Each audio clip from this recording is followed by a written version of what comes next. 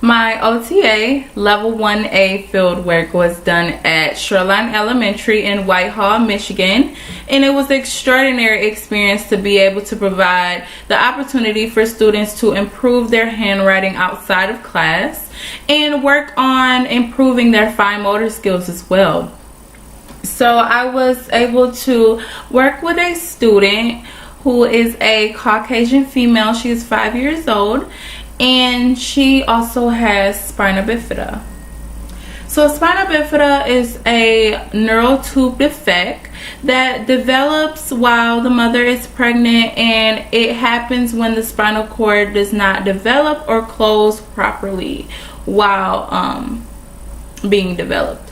So that affects core strength, body positioning, and of course, if the core strength is affected, then handwriting is going to be affected. So I worked to get her making her letters more legible, and I also incorporated a lot of fine motor activities as well.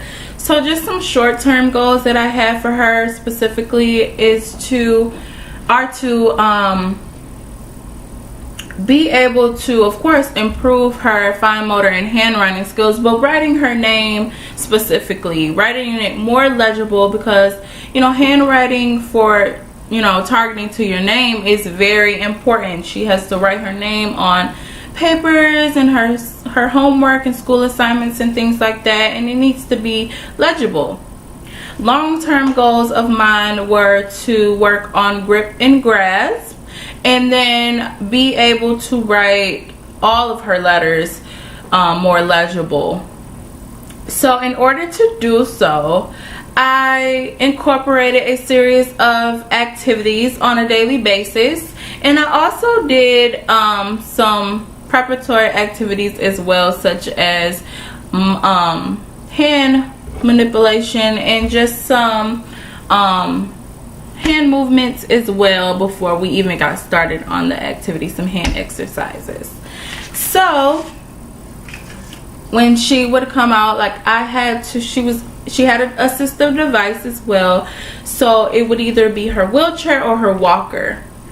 So when I first met her, it was her wheelchair, and that was for like the first couple weeks. So I would just come in and I would unlock her brakes and then move her to the table outside of the classroom, lock her brakes, and then we would begin.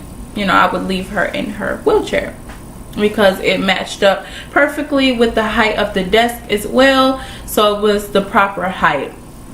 If she was in her walker, I would walk with her out to the desk, and then I would have to transport her from her walker onto a little kindergarten chair beside the desk, and that matched up perfectly with the desk as well.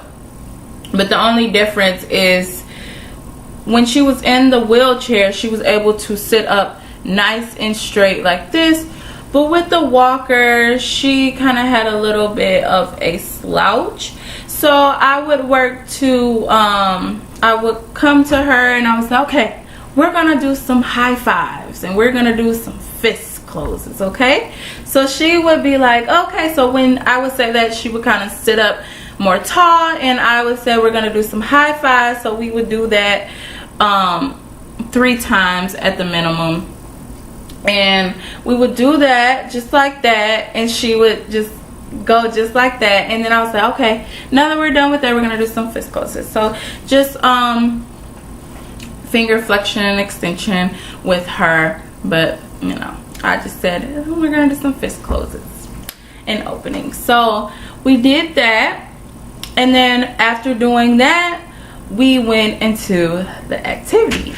So she loves pink and purple. Pink and purple are her favorite colors, so I always try to incorporate her favorite things. She also loved caterpillars as well, so I always incorporate things that had that sparked her interest, to keep her intrigued and not distracted, just to make sure her whole focus and overall focus was on the activity itself.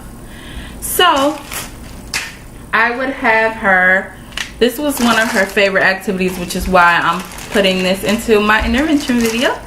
So she loved to make caterpillars, and of course if I didn't have pink, she was going for purple. So that just required her to do some finger manipulation, some fine motor, and to bend this twice to make the head of the caterpillar.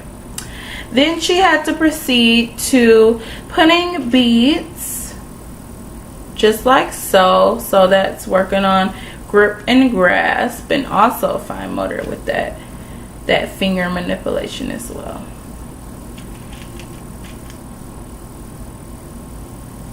Just like that. So eventually it would look like this, and I would have her make 2 of these. And then I worked on paper clipping with her as well. So I had her take these little eyeballs and put these on a paper plate, and I have them already here, but she would take the tape, and that would just require some more fine motor too with tape. So taking that and pinching that down too, she would have to put the eyes on the plate just like so. And then we would proceed to paper clipping. So this was a little bit of a struggle for her, but she managed to grasp the concept in order to fulfill the task. But she had to like move this out in order to get that in the hole, so it's very fine motor incorporated. And then after doing so, I had her write her name on the back of the plate. So we worked on name and letter formation for a while, for a few days, and I had her take a piece of paper, and we would start with 1 letter at a time, and we will focus on her name. So I would have her write the first letter of her name 3 times, the second letter of her name 3 times, and then so on. And we will work on that after every activity until those 9 weeks went by. So I noticed an ultimate improvement with her based on that repetition aspect. And then with that coordination of her, you know, doing those exercises before we even got into the activity helped tremendously as well. So the short-term goals eventually were targeted.